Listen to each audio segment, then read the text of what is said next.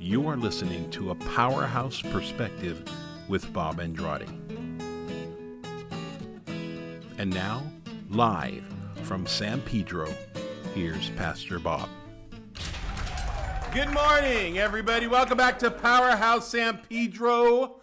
That's our Powerhouse. Our full name is Powerhouse SanPedro Foursquare Church, but for short, we are Powerhouse. And today we celebrate Easter, also known as Resurrection Sunday. Woo! So are you ready? Yeah. All right. Well, let me start off by asking you a question. Did you know that there's a dumb Starbucks where every product has the word dumb in front of it? Did you know that? It's in Los Angeles. Yeah, it's called Dumb Starbucks. It has no affiliation with Starbucks, but they're able to use their logo because they say it's called parody art. So they are a coffee shop, but instead of calling themselves a coffee shop, what they do is they call themselves an art gallery. And so that way they can use the logo, and they're saying they're just doing a parody, and everything they serve has the word dumb in front of it. Just wondered if you knew that. Did you know that the area where military personnel socializes and eats is called a mess? Yes. Hence the mess tent. Mess hall, yeah. Well, there you go. Did you know that blue whales are so large that a human could swim through its veins? You knew that? Wow. Yeah. Wow. Did you know that humans are related to fungi? No way. Yeah. Yeah. I once knew a fun guy. He was hilarious. Did you know that the Twitter bird actually has a name? No. It is. His name is Larry. The founder of Twitter is from Boston. And so when he got Twitter, he named his bird Larry Bird, after the basketball player. Actually, his full name is Larry T. Bird for Twitter. Did you know that? Well, now you do. So today is Easter Resurrection Sunday. And on this day, in this season, we celebrate the foundation of the Christian faith. The foundation of Christian faith is the resurrection of Jesus Christ, because it was the resurrection that defeated death. Jesus didn't have resurrection power. Jesus is resurrection. There's a difference. He didn't encompass it. It is who he is.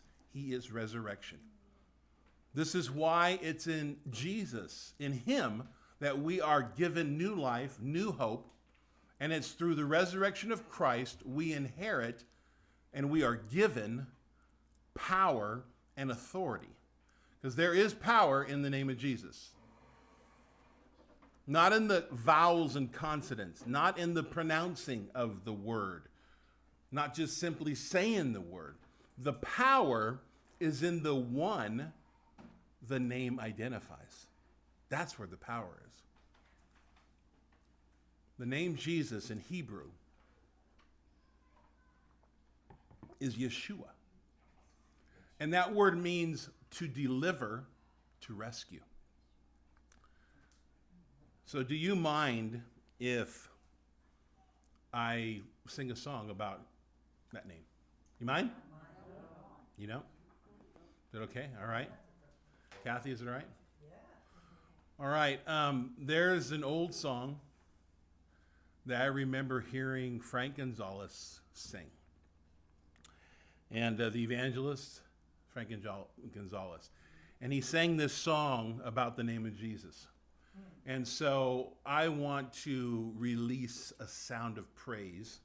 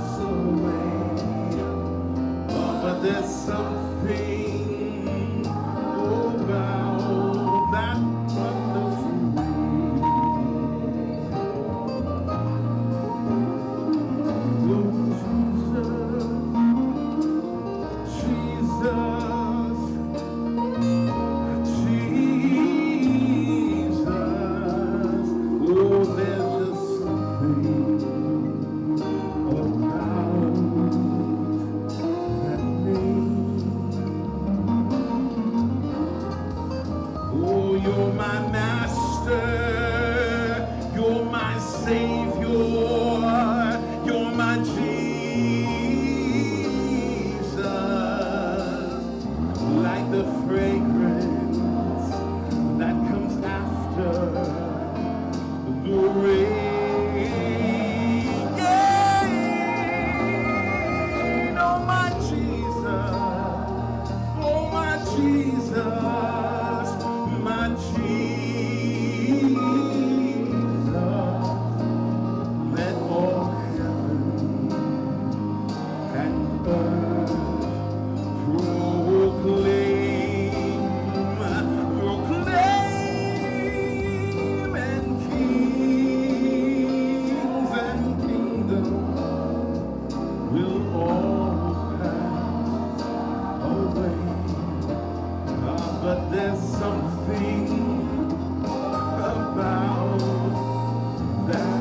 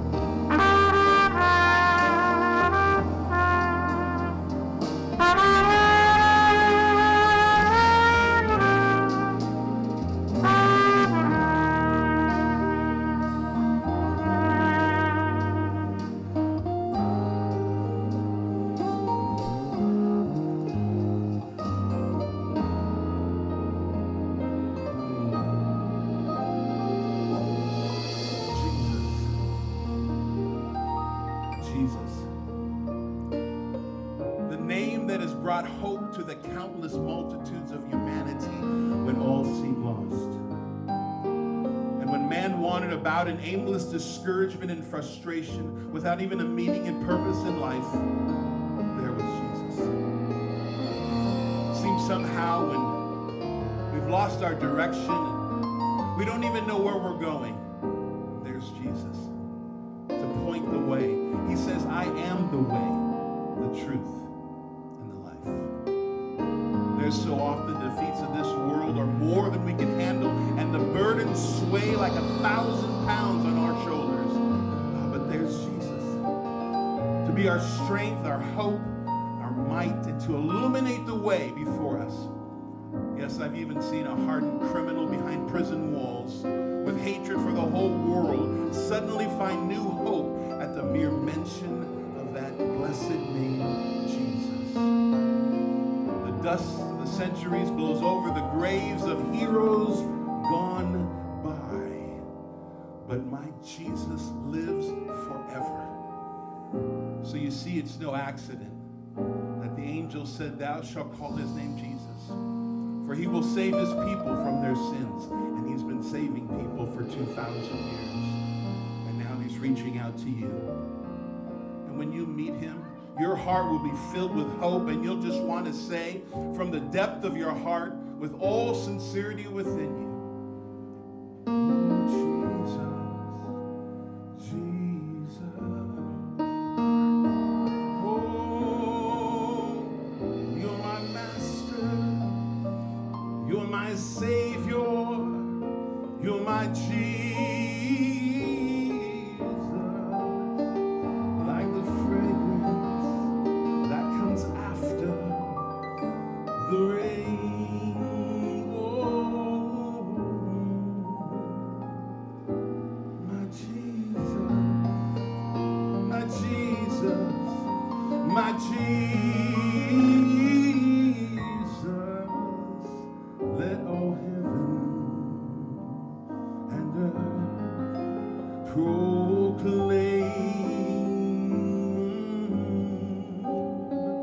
and kings and kingdoms all pass away.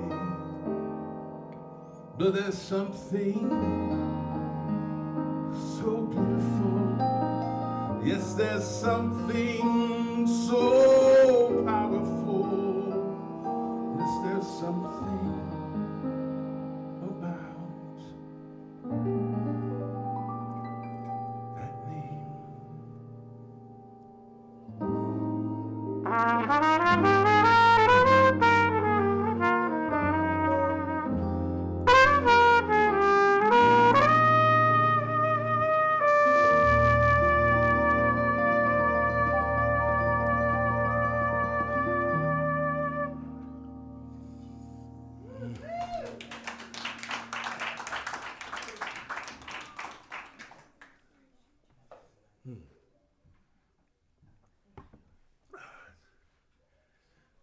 Easter, Resurrection Sunday, 2021. You remember last Easter? You weren't here. Yeah, I was. Their Wi-Fi went off on That's right. Oh, did it? Yep. This last year, we've experienced loss, discouragement, exhaustion, and even uncertainty about the future as we've navigated through COVID, politics, and even social unrest. My prayer today is that this Easter season, and I say season because it's not just a day, it's a season that we get to celebrate. I pray that this season, with this day, will launch a renewed hope in our hearts. What am I talking about? Well, not trying to draw a comparison between what the early church experienced in the first century and what we're experiencing now, but when you look at the reality of those first believers who came alive by the Spirit of God because they knew that Jesus had triumphed over the grave and that Jesus had filled them with the Spirit. It's that same Spirit that raised Jesus from the dead, and now it dwelt in them. They then had a different way of thinking about their future. So if you look at the circumstances in which they were living at the time, you would say in the natural, it doesn't seem like they had much cause for hope. They really should have been considered a limited people or even a defeated people. But they were hope-filled people. 1 Peter says that we are reborn to experience a living, energetic hope through the resurrection of Jesus Christ from the dead. A hope. Hope is that looking towards, that imagining an expectation of what good can happen. That's hope. And the hope that we have in us is powerful. And it's at work within us, and it's producing something in us. That hope is there because of the resurrection of Jesus Christ, and that's what we're celebrating. And if we look at those first Christians, and we had to bet on who at that time would endure between the power and glory of the Roman Empire or those ragtag little gathering of Jesus followers, in the natural, you'd put your money on Rome. But here now we have 2,000 years plus later, years. And you can get on an airplane and you could fly to Rome and tour the ruins of that great empire. But there are 2.3 billion people on the planet today who name the name of Jesus, who give witness to the resurrection and the reality that Jesus is alive and alive in them. We're living in a day that has a lot of challenges in front of us, but we have the same basis for hope. We have a confidence and expectation that Jesus is still yet going to do something and that he is not done yet. The best is yet to come. So may today be a refocusing, a renewal of hope in your heart that overflows. But you have to let that happen. You have to let the words that you hear go into a place where action is ready to be acted upon. If not, then it's just going to be good words. First Peter goes on to say in chapter 1, he says, may the thought of this cause you to jump for joy, even though lately you've had to put up with the grief of many trials, but these only reveal the sterling core of your faith, which is far more valuable than gold that perishes. For even gold is refined by fire. Your authentic faith will result in even more praise, glory, and honor when Jesus, the Anointed One, is revealed. How many are you feel you're being tested? Yeah, yeah. All the time. So what I want to do this morning is I want to do something very simple. I want to draw our attention to 3 specific words that are found in the text that we're going to look at. And these are the 3 words. Are you ready? Yes. Peace, power, and pardon. Peace, power, and pardon. And our text is John chapter 20. So if you want to turn there with me, we're going to look at John chapter 20. And here we see Jesus appears to Mary Magdalene. John chapter 20, we're going to start at verse 11. And I'm going to be reading from the NIV this morning.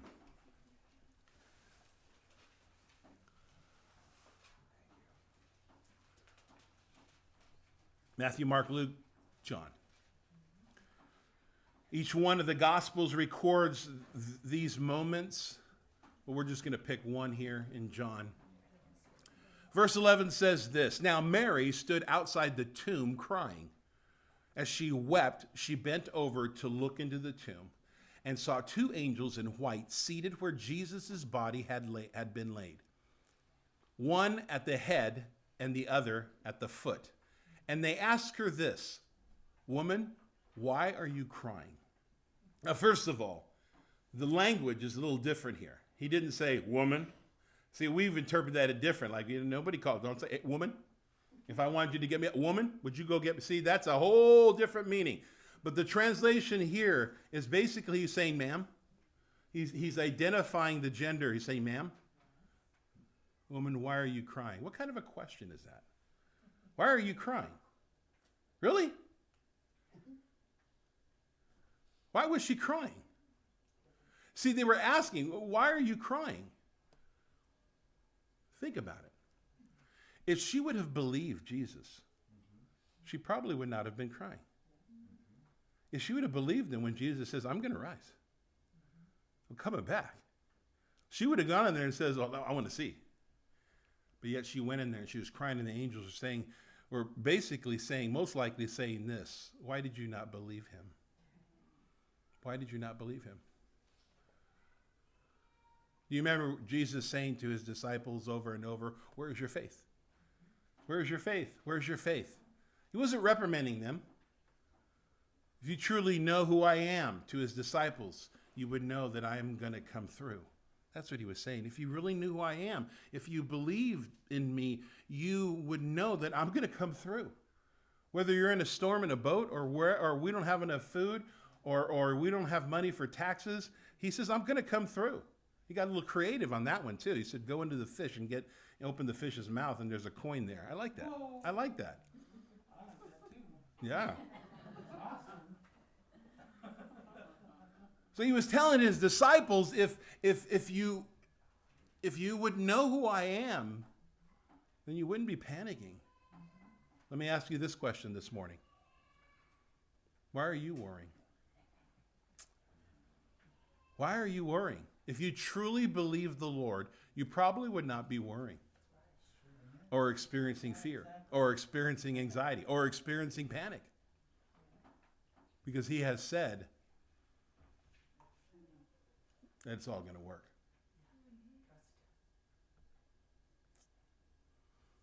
Go back to the text, verse 13. They asked her, as I just read, woman, why are you crying? She says, they have taken my Lord away, she said, and I don't know where they have put him. At this, she turned around and saw Jesus standing there. But it says she did not realize that it was Jesus. Interesting. Why do you think she didn't realize it was him? Why do you think? Yeah. Because the last time he was beaten so bad that you couldn't recognize his face. Okay. He I was think her mind wasn't renewed resurrected. yet. He was already glorified. Okay. So he was beaten before. Okay, but did they recognize the Jesus before he was beaten? What was another reason? That her mind wasn't renewed yet, like, because he walked with the disciples also, and they didn't recognize him either Okay. until the eyes of their understanding and they realized. Okay. So you say it might have been a spiritual thing. Okay. She wasn't looking for him. She wasn't looking for him. I think it was just plain. I don't know for sure, but I think it was just I think she wasn't looking for him. She wasn't expecting him to be there. She wasn't expecting him to be alive. Exactly. So she turns and sees him and just talks to him.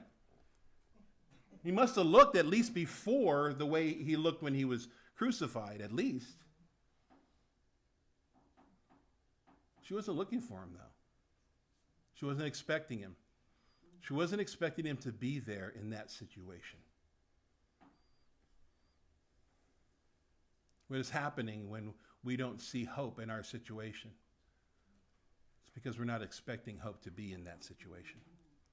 When we can't see that something could work out, when we can't see hope, what is it? It's because we're spiritually blind? No, I think it's just because we're not expecting to see it. We're not looking for it. We're not looking for this to work out. We're looking how this can be bad. We're looking at the worst. That's what we're looking for. And when our mind begins to look at what bad can happen, guess what? Our mind helps us find it. But when we're looking at what good can happen, guess what our mind does? It helps us find it. So why can you not find hope in the situation that you have right now? For one, is it too big? Too big for the creator of the universe? I don't think so. I know you don't think so either. But it could be because you're not looking for it. You see, when I look at a situation and it looks so bleak and it even looks hopeless, it's because I'm not looking for hope yet. And when I start looking for hope or looking at what, then guess what? I begin to see it and find answers and see things. Why did Mary not recognize him? Because she wasn't looking for him. Verse 15, Jesus asked her, "Woman, why are you crying?" She's probably thinking, what's up with this question? Okay already. Why is he saying that? Because he wants to know too, why did you not believe me?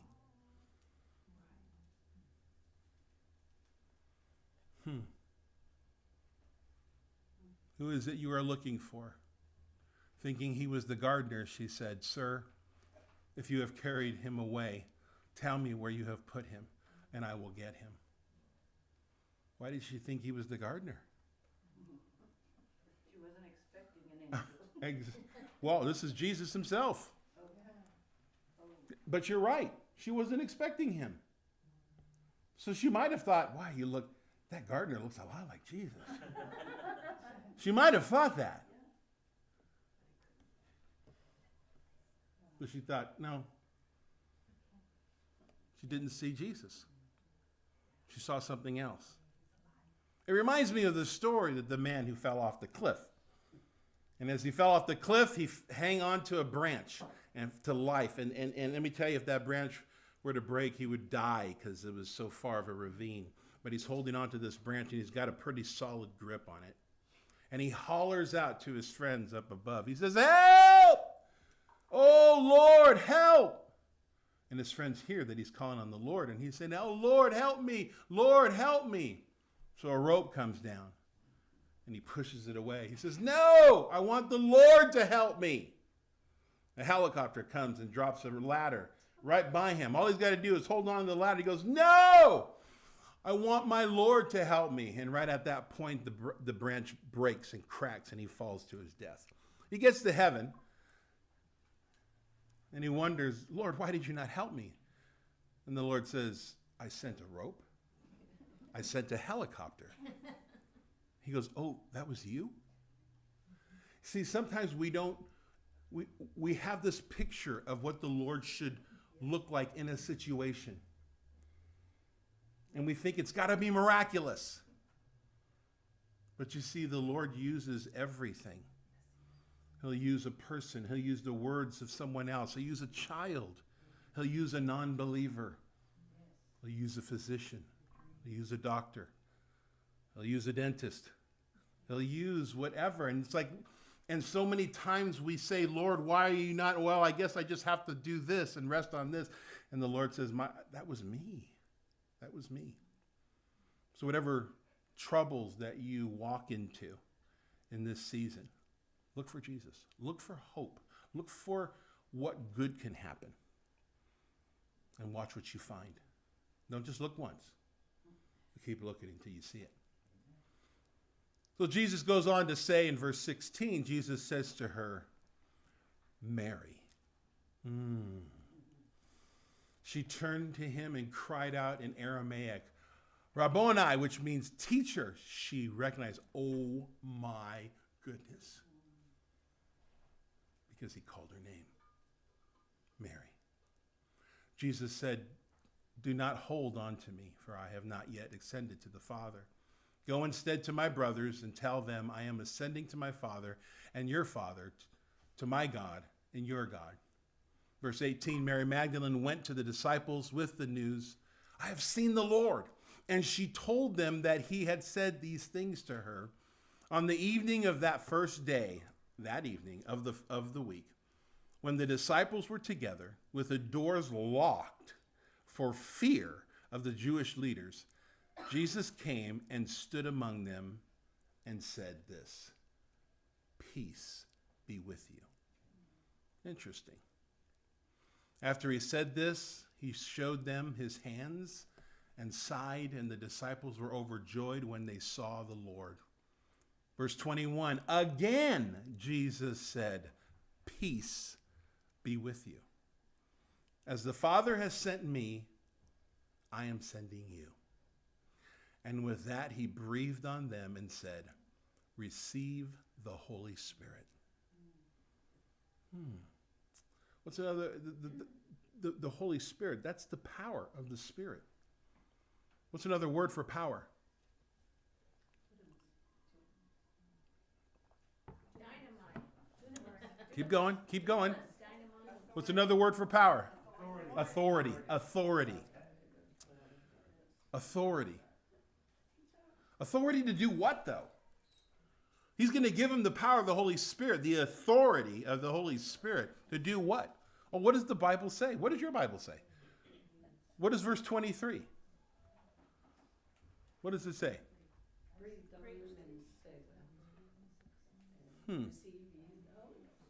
Yeah, so you can read. Who has another translation other than NIV? I have the Passion. Okay, go ahead and read that. Verse 23. I send you to preach the forgiveness of sins, and people's sins will be forgiven. Okay, anybody have anything different? Have King James. Okay. If you forgive the sins of any, they are forgiven them. If you retain the sins of any, they are retained. Yeah, see, when we see that, these are two passages from two translations that are both right. But one of them we look at one way and another we look at another way. Well, I didn't finish reading the whole passage. This is remitted. You didn't read verse 23? I started it, I did half of it. You didn't want to read the whole thing? No, I didn't know. Don't be ashamed of your translation. Just read the whole thing. If you don't Go ahead, 23. But if you don't proclaim the forgiveness of their sins, they will remain guilty. Yeah, so what's the first part of your verse? I send you to preach the forgiveness of sins. Okay, so we're told to go preach the forgiveness of sins. But what is our interpretation of preach? See, our interpretation of preach is what I'm doing right now. Right. That's not what they're talking about. That's not what they're talking about. Well, you got to preach the good news. What is that? Do you just go out and go, good news? Some people go on the street corner and they go, Jesus died and say, and that's what we know. That is not how we preach. What? Somebody's got to go tell that guy in the corner. That's not how you preach. Whoa, hold on here. Wait a second. Well, see, here's what it says. Here's how you preach, because our concept of preaching is to just tell people about Jesus. And then we're satisfied. I told people. That is not what we are sent to do. Jesus says, Jesus came, he didn't just come to speak. He didn't just tell people about healing. He healed. We have to change. We have to unlearn what we've learned about what preaching is. Or else get the word out of there if you can't change. Because this is how you preach. Listen, and you all have it in your passage, but this is what it says. Well, how do we proclaim? How do we preach? If you forgive anyone's sin, their sins are forgiven. If you do not forgive them, they are not forgiven. So it's not just about Jesus forgiving people. We're not told to just go tell people about that Jesus can forgive your sins. Jesus can forgive your sins. We think that's the message. That is not the message. What? What are you saying? Look at what the message is. The message is an action. It's not just about Jesus forgiving people. It's about you forgiving people. You carry the authority of the Holy Spirit. It is you forgiving. Why? Because verse 21 says, again, Jesus said, peace be with you. As the Father has sent me, I am sending you. To go tell? No. To go preach? Well, yes, but not the way you know. To go forgive people. We now carry the power and authority to pardon people. We have been given the authority to pardon people. Not according to what they deserve, but according to the love that God has put in us. We're here to pass it out. It's like taking an orange and just passing it to you. Well, I don't know about that orange. No, it doesn't matter. Just whether you're going to give it to them or not. As he has loved us, we love others. Oh, that sounds familiar. As he has loved us, we love others. Matthew 22:36 and 39. Teacher, the leaders said, which is the greatest commandment of the law? Jesus replied, love the Lord your God with all your heart, with all your soul, with all your mind. This is the first and greatest commandment, and the second is like it. Love your neighbor as yourself. You see, here's the amazing part about obeying. When we forgive others, we are set free. Wow, there's a perk. There's a perk in there. When we pardon people. At the end of every presidency in the United States, every president that we pardoned has the power to pardon. And they pardon hundreds of people. Maybe more, I don't know. They have the power to pardon people. Jesus Christ is giving us the power to pardon. Peace, power, pardon. But he says peace twice. Peace, peace, power, pardon. Peace, peace, power, pardon. Why did he say it twice? Because peace is the foundation. It's the footing for the power and authority and the pardon of forgiveness. That's our footing, is peace. Notice he came in, and the first thing he did was to proclaim peace. Peace to you. Peace to you. Wherever you go, bring peace with you. Whatever room you step into today, bring peace into that room. You can just whisper it under your breath, I release. I release peace into this room. I release peace into this room. I release peace into the situation. I release peace. This morning, somebody released peace over me. Peace. That's what Jesus did. He could have came in and just said, and pardon. He could have came in, but the first thing he did is that he brought peace. And he didn't just do it once, but he did it twice. Again. Peace, peace, power, pardon, power, authority. We're given power. We're given authority. Well, here's what we need to do. We have to receive it first before we use it. One of the reasons followers of Christ are powerless is because they have not received the power. Why did they not receive it? Because somehow we think it's a reward. The authority and the power of the Holy Spirit is not a reward. Like once you do good, here's your reward. It's not that. The power and the authority that is given to us, it's an inheritance. It's part of the relationship with Christ. It's part of the covenant we have with Christ, who has power and authority. So let me ask you this. Who here this morning has power and authority? We do. You do? Yes. To do what? Release peace. To release peace? Forgive. Okay. What else? Heal. To do what? What? Heal. Raise your hand so I can hear one at a time. Yeah. To pardon. To pardon? Yeah. Forgive. To forgive? Heal. To heal? To love? Cast out demons. To cast out demons? Raise the dead. Raise the dead? Yes. What did Jesus do to Lazarus? He raised him from the dead. Why did he do that? He's resurrection. What did Jesus say that we would do? We would do the things that we've seen him do. We would do that too. And greater things. Yeah. It would be greater because Jesus is not right there. It is us. Oh my goodness. How much faith do you have to have when Jesus is standing next to you? How about when he's not and you can't see him? That's great faith. Yes, there's the people that have raised people from the dead. What? Yes. We've been given authority. And if we think it's a reward, then we won't receive it. Why? Because we don't feel worthy. We don't feel spiritual enough. We don't think we've done enough. Give it to Rudy. He's more deserving of it. You know, right? Yeah, that's it, man. You see what I mean, though? Yes, I got you. Because the answer is when you say we have power to do what? It's to do anything.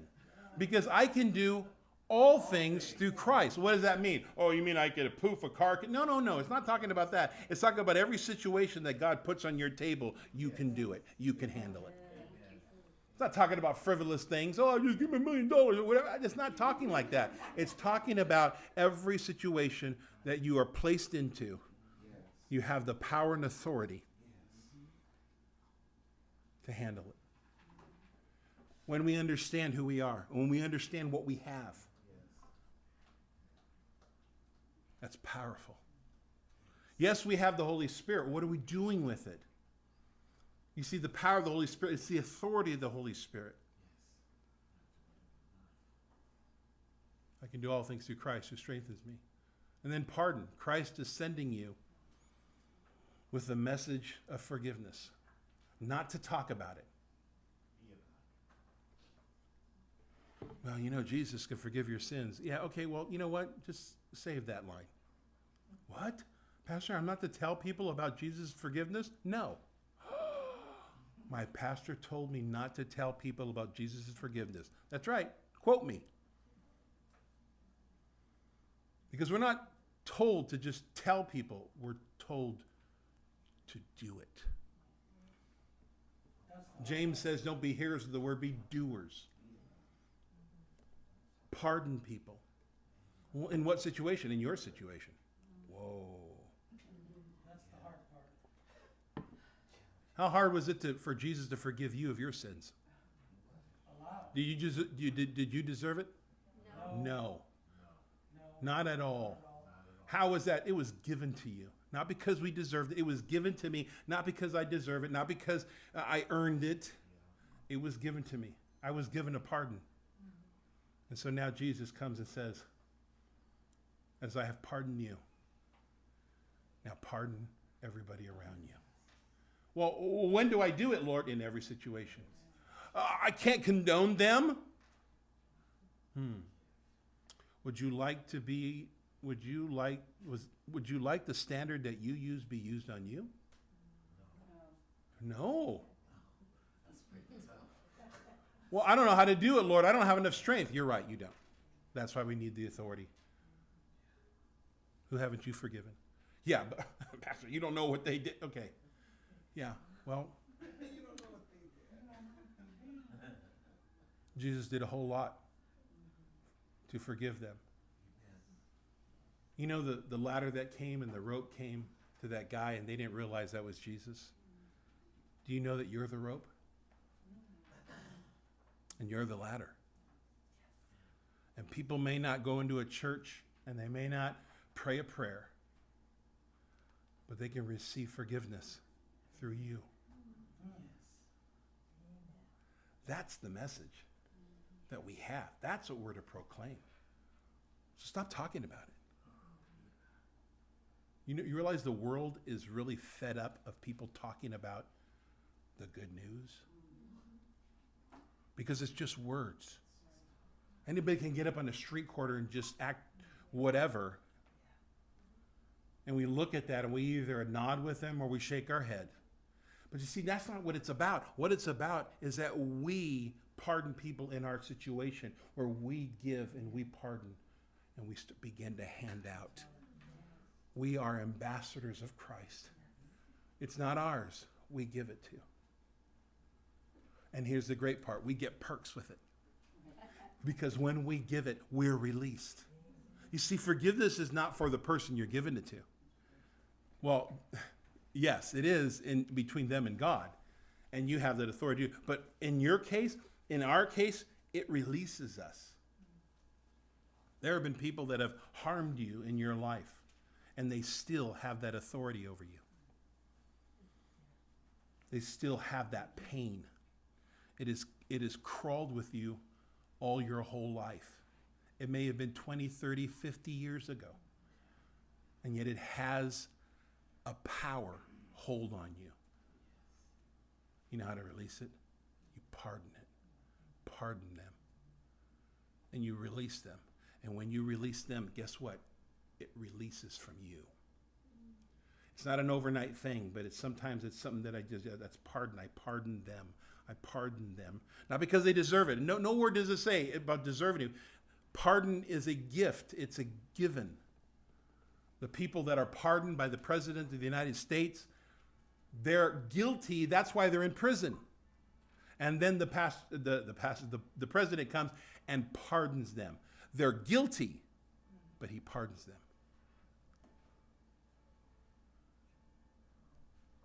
To forgive.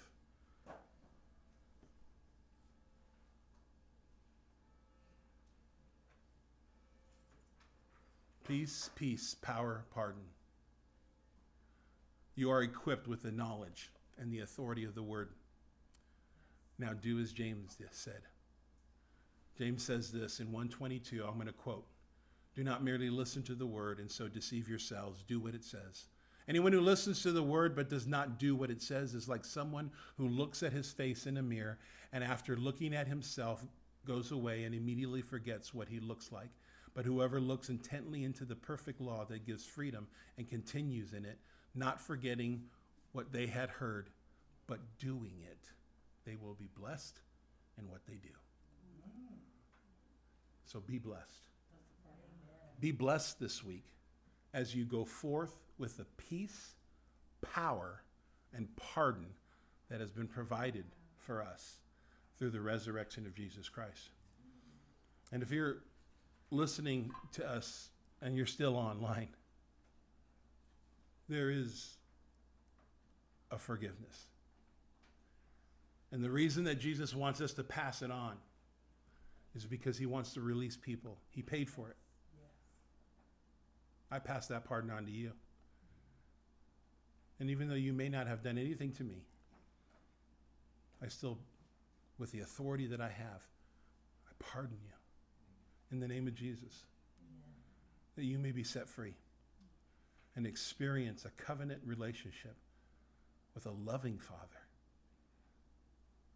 that wants to know you, that wants to fight for you and with you.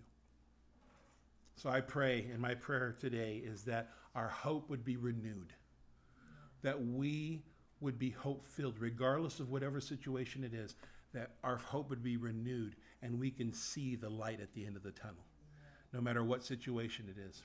But we have something to do. We've got a mission. Amen.